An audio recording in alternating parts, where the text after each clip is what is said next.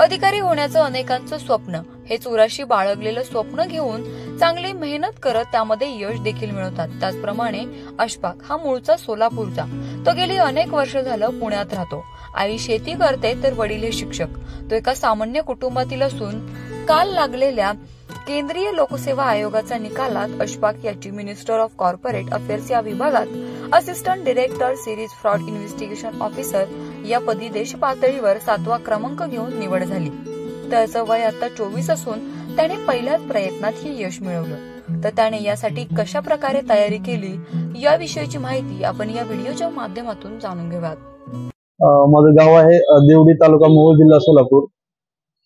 माझं आता 2 दिवसापूर्वी UPSC मार्फत घेण्यात येणाऱ्या असिस्टंट डायरेक्टर या पदाकरिता माझा काल परवा दिवशी निकाल लागला।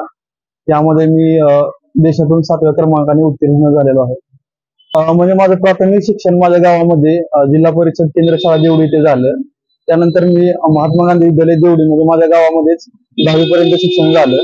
त्यानंतर 11वी आणि 12वी हे शिक्षण घेण्याकरता मी तालुक्याच्या ठिकाणी गावापासून अपडाऊन केलं। ते म्हणजे नेताजी कॉलेज तिथे केलं, मोहोळ या ठिकाणी केलं। म्हणजे कॉलेजसाठी मी गावातून 16 किलोमीटरचा प्रवास रोज येऊन जाऊन करायचो। आणि त्यानंतर मी 12वी नंतर पुण्यामध्ये ILS लॉ कॉलेज इथून माझं विधीचं शिक्षण पूर्ण केलं।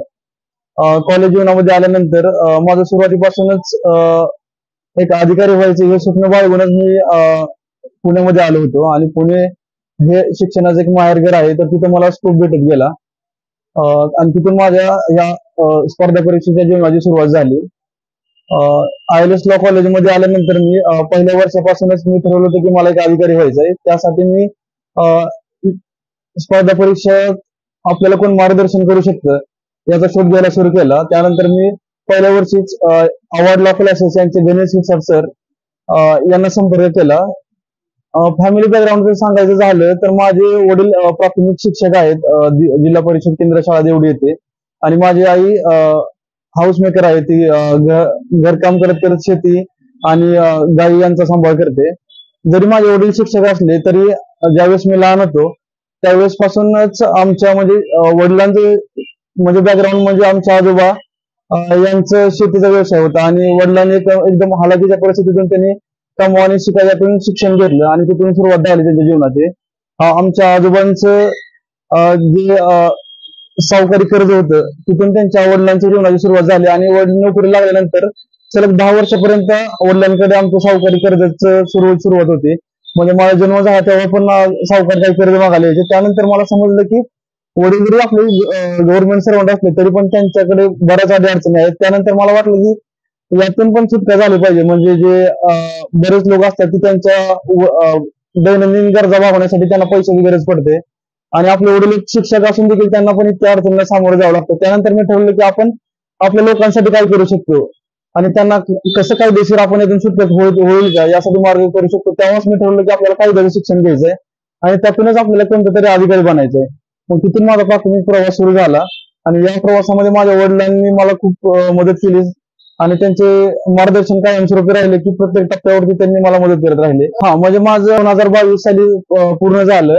त्यानंतर मी महाराष्ट्र शासन लोकसेवा आयोगातर्फे MPSC मार्फत घेण्यात येणाऱ्या सहाय्यक विधी अधिकारी या पदाकरिता जी परीक्षा घेण्यात येणार होते त्यामध्ये मी क्वालिफाय झालो। त्यामध्ये पण राज्यातून 12 जागा होत्या आणि त्यामध्ये माझा 8वा क्रमांक आला राज्यातून। आणि तिथं मी सप्टेंबर 2023 पासून तिथं मी जॉईन झालो आणि त्यानंतर मी UPSC ची परीक्षा आली होती त्यासाठी मी तिकडचं काम करत करत अभ्यास सुरू ठेवला आणि मग या परीक्षेसाठी मी पण UPSC ची पण परीक्षा मी पहिल्याच प्रयत्नात उत्तीर्ण झालो आणि MPSC देखील परीक्षा मी पहिल्याच प्रयत्नात उत्तीर्ण झालो। पण यासाठी मी सलग जे 5 वर्ष असतात ग्रॅज्युएशनचे ते सलग अभ्यास करत राहिलो आणि बाकी स्पर्धा परीक्षांचा अभ्यास क्लासेस याच्यावरती मी जोर दिला आणि परीक्षा उत्तीर्ण झालो त्या पद्धतीने। म्हणजे मी MPSCचा माझा निकाल लागला त्यावेळेस पासून सुरुवात झाली होती आनंदाची। पण इथे UPSC देश पातळीची जी परीक्षा असते त्यामध्ये पण आमच्या घरच्यांना असं वाटलं की आपला मुलगा चमक दाखवू शकतो। आणि ज्यावेळेस माझा रिझल्ट आला मी घरी फोन केला त्यावेळेस माझी आई शेतामध्येच काम करत होती आणि तिला माझ्या वडिलांनी जाऊन सांगितलं की आपल्या मुलाचा देशात 7वा क्रमांक आलाय। माझ्या आईच्या डोळ्यामध्ये आनंद अश्रू आले आणि त्यांचा आनंद जगण्यात मावत नव्हता। मग आमच्या बोळ्या आईला ते फटाके माहीत पण नसतात आणि ती कधी वाजवत पण नाही, पण त्यांनी माझ्या वडिलांना आग्रह केला की आपल्याला फटाके आणायचे आणि जोरात दिल्ली साजरे करायचे. त्यांनी फटाके वाजवले आणि त्याचे व्हिडिओ माझ्यापर्यंत आले. मला ते बघून मला पण एकदम भारावून गेलं की आपल्या आई दिल्लीला पण साजरे नाही करत फटाके वगैरे. आणि माझ्या आनंदामुळे तुम्ही एवढे तिने एकदम आपण आपलं ध्येय बाळगत प्रामाणिकपणे प्रयत्न केले तर यश हे नक्कीच मिळतं, अशा भावना अशफाक यांनी व्यक्त केल्या.